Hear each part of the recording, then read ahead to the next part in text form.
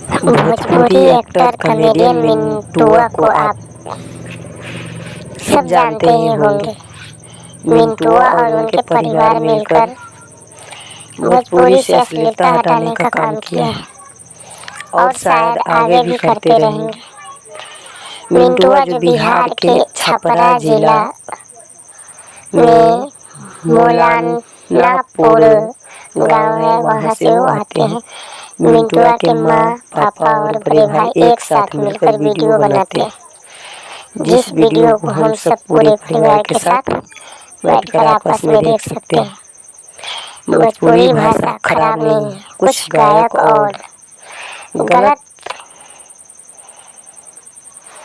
Comedy करने वाले की वजह से भोजपुरी खराब है, परंतु भोजपुरी को आगे ले जाने के लिए अश्लीलता हटाना और बिहार के आगे की ओर ले जाने का काम मिंटुआ किया।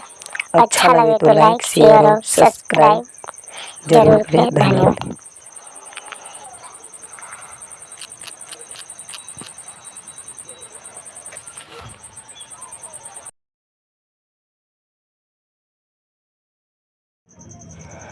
भोजपुरी एक्टर कॉमेडियन मिंटुआ को